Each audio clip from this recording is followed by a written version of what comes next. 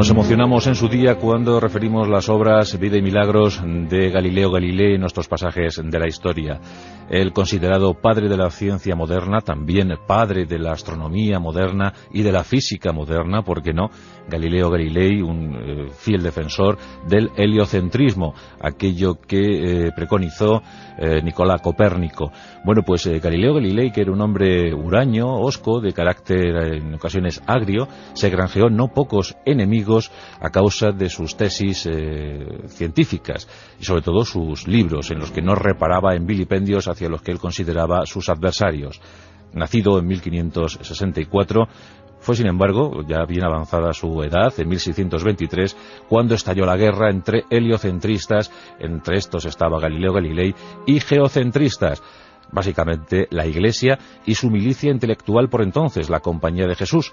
Estos jesuitas apostaban por el geocentrismo, esto es, la Tierra como centro de todo el universo, mientras que los heliocentristas hablaban, y con razón, del Sol como epicentro de nuestro particular cosmos, de nuestro universo especial. Bien, pues en 1623 esa guerra, ese conflicto tremendo se dio cuando Galileo Galilei publicó El Ensayador. En dicho texto se hablaba de cometas, se hablaba de fenómenos celestes y se pensaba ya en ese heliocentrismo de una forma clara y directa. Pero Galileo Galilei, intentando ocultar, porque la Inquisición funcionaba y muy bien en aquella época, pues intentando ocultar esa circunstancia o por lo menos camuflar un poco sus hipótesis científicas, creó un diálogo en ese libro, en el que figuraban unos personajes, uno de ellos Sarsi. Sarsi pasaba por un ignorante, por un inmovilista que no quería bajo ningún concepto que se desarrollasen las ciencias, que el concepto científico imperase sobre el religioso. Y muchos entendieron de inmediato, sobre todo las clases cultas, que ese Sarsi no era otro sino Orazio Gracchi, un matemático jesuita que tuvo, por mor de los acontecimientos, que convertirse casi en arquitecto y que chocó frontalmente con las posturas de Galileo Galilei. Fueron enconados enemigos, grandes rivales, que no tuvieron ningún inconveniente en recurrir al insulto personal, a la disputa abierta. Y claro, la respuesta de Orazio Gracchi fue la de crear, la de elaborar un texto, un libro, en el que se acusaba sin recato a Galileo Galilei casi de hereje. Todo se fue enrevesando, todo acabó en serio conflicto cuando en 1632 Galileo Galilei volvió al ataque con una nueva obra, Diálogos sobre los dos sistemas del mundo, los dos máximos sistemas del mundo. En estos celebérrimos diálogos sobre los dos sistemas máximos del mundo, Galileo Galilei hablaba de sus posiciones científicas ya sin tapujos. No en vano, él había perfeccionado el telescopio, había descubierto con asombro 4 satélites en Júpiter, en el inmenso Júpiter, el planeta más grande de nuestro sistema solar. Había adelantado la primera ley del movimiento y otras grandes proezas por las que se considera lo anteriormente referido, el padre de la ciencia moderna.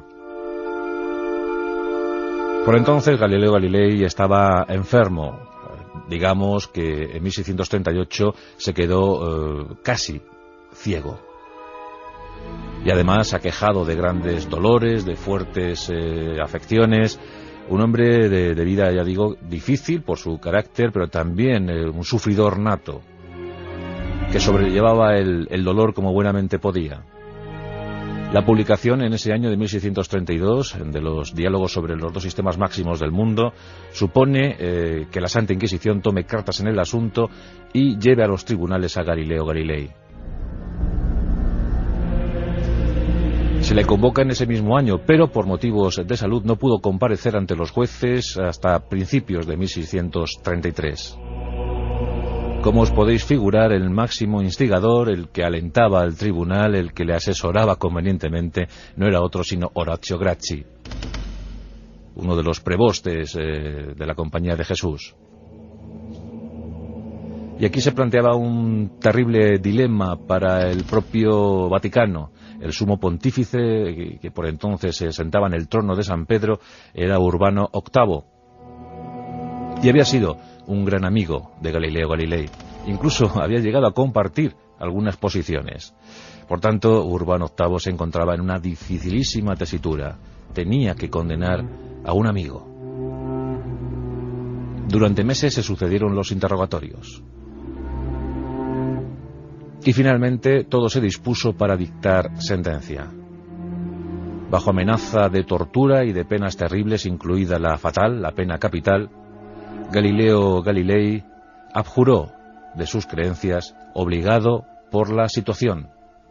No es cierto, esto además siempre se dice que tras abjurar de sus teorías, dijo mascullando entre dientes, y sin embargo se mueve, aludiendo a la Tierra, que giraba en torno al Sol. Pero no está constatado que Galileo Galilei dijese esta frase tan célebre, sin embargo se mueve. Lo que sí ocurrió en realidad es que fue condenado a cadena perpetua. Abjurar de sus hipótesis, abjurar de lo que él creía, le supuso librarse de la muerte, pero esa cadena perpetua cayó como una pesadísima losa. Urbano VIII, recordando esa vieja amistad, conmutó la pena de cadena perpetua por la de residencia perpetua. Esto es, quedar en una especie de tutela en una residencia sin que pudiese salir de allí, y eligió Florencia, cerca del mar, para pasar sus últimos años. Desde 1633 a 1638, Galileo empeoró. Su salud vino a menos.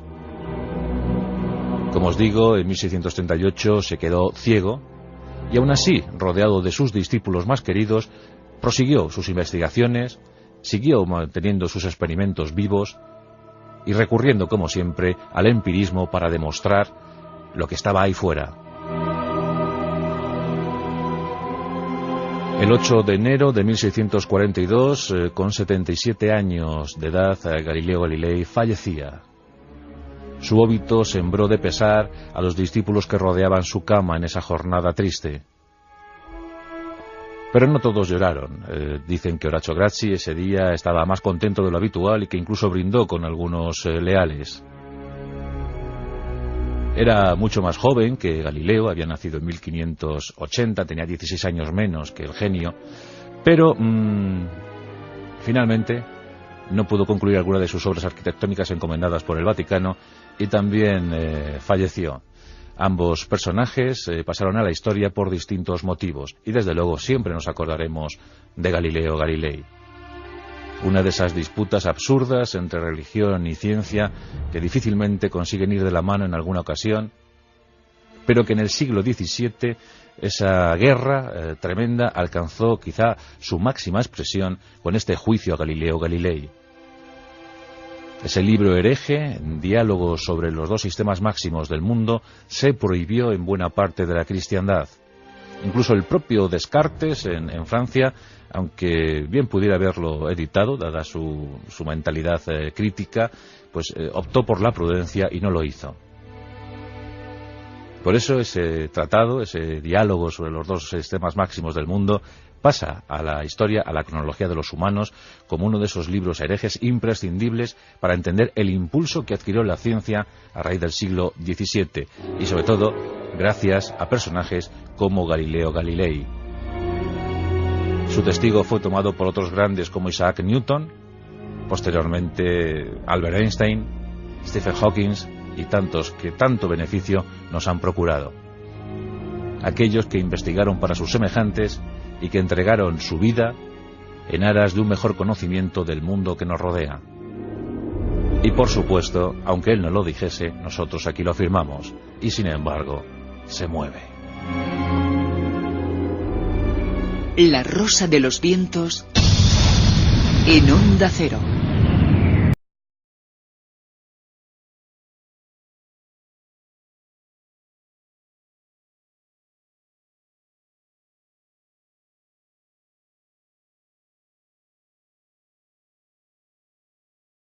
Es la Compañía de Jesús. Estos jesuitas apostaban por el geocentrismo, esto es, la Tierra como centro de todo el universo, mientras que los heliocentristas hablaban, y con razón, del Sol como epicentro de nuestro particular.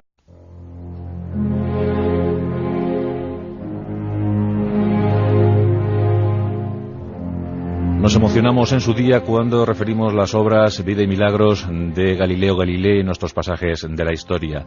El considerado padre de la ciencia moderna, también padre de la astronomía moderna y de la física moderna, ¿por qué no?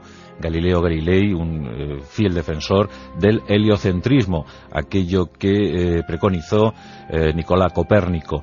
Bueno, pues Galileo Galilei, que era un hombre huraño, hosco, de carácter en ocasiones agrio, se granjeó no pocos enemigos a causa de sus tesis científicas y sobre todo sus libros, en los que no reparaba en vilipendios hacia los que él consideraba sus adversarios.